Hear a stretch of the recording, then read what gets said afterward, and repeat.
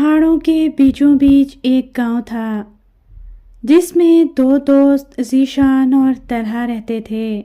وہ ہمیشہ اکٹھے رہتے۔ ایک دن جب ذیشان طلحہ کے گھر گیا تو طلحہ نے اس سے پوچھا، ذیشان، تمہارے دادا ابو کا کیا حال ہے؟ اوفو، یہ دادا ابو بھی بس۔ ذیشان نے بیزاری سے کہا تو طلحہ سن کر حیران ہوا اور اس نے پوچھا، تم ایسے کیوں کہہ رہے ہو؟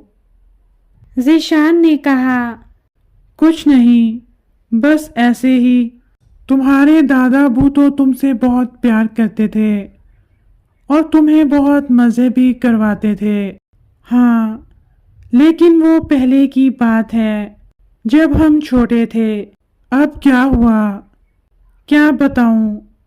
چونکہ ہر وقت گھر پر ہوتے ہیں اس لیے سب ہی یہ کہتے رہتے ہیں، شور نہ کرو، آہستہ بولو، ٹی وی کی آواز کم رکھو، باہر جا کر کھیلو، مزیدار چیز کھانے کو دل چاہے تو چھپ کر کھاؤ ورنہ دادا ابو کا بھی دل چاہے گا اور ڈاکٹر نے ان کو منع کیا ہے۔ پہلے دادی بھی ہمارے ساتھ مل کر باتیں کرتی تھیں، کہانیاں سناتی تھیں، مزے مزے کی چیزیں بنا کر کھلاتی تھیں۔ ہم بھی ان سے خوب فرمائشیں کرتے تھے مگر اب وہ بھی توجہ نہیں دیتی۔ اب تو مجھے کچھ بھی اچھا نہیں لگتا۔ طلحہ نے دکھ سے کہا، کتنی بری بات ہے ذیشان، جب وہ تمہارے لاڈ اٹھاتے تھے تو تمہیں اچھا لگتا تھا اور اب جب انہیں تمہاری ضرورت ہے تو تم ایسی باتیں کر رہے ہو۔ میری ضرورت؟ کیا مطلب؟ میں کیا کر سکتا ہوں؟ اس نے حیران ہو کر پوچھا۔ تم ہی تو سب کچھ کر سکتے ہو، تم ان کے سب سے بڑے پوتے ہو، وہ سب سے زیادہ پیار بھی تم سے کرتے ہیں۔ تم بھی اب ان کو وقت دیا کرو۔ جب تم چھوٹے تھے تب وہ تمہیں باہر لے کر جاتے تھے، اب تمہاری باری ہے، تم بھی ان کو پارک لے جایا کرو، ان کے ساتھ مل کر بیٹھو اور اپنے بچپن کی باتیں انہیں یاد دلایا کرو۔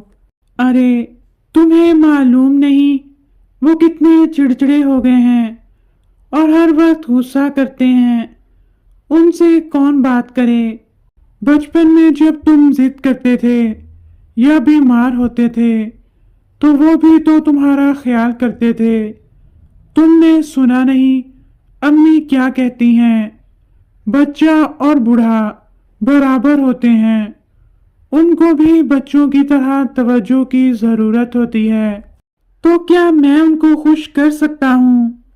کیوں نہیں، کوشش تو کرو۔ گھر آ کر وہ دیر تک طلحہ کی باتوں پر غور کرتا رہا۔ وہ جب اپنے دادا ابو کے کمرے میں گیا تو وہ لیٹے ہوئے تھے۔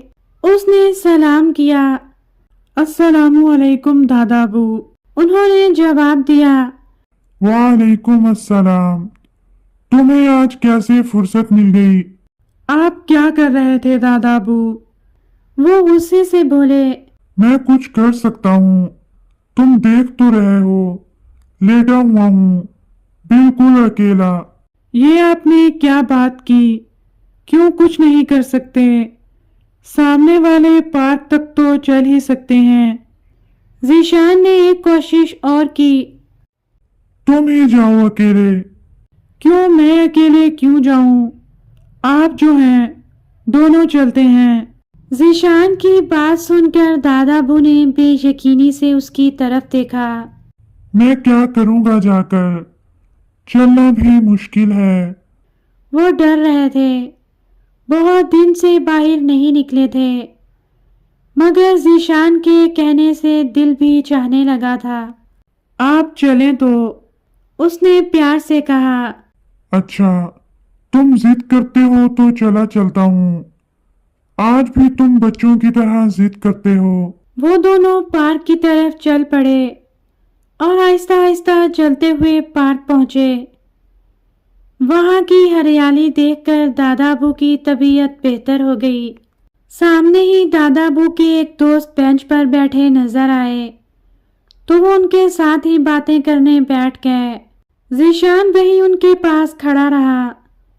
उसको बोरियत महसूस हो रही थी, लेकिन उसने सोचा जब वो छोटा था तो वो खेलता रहता था और दादा अबू उसके इंतज़ार में बैठे रहते थे और रोज़ ही ऐसा होता था।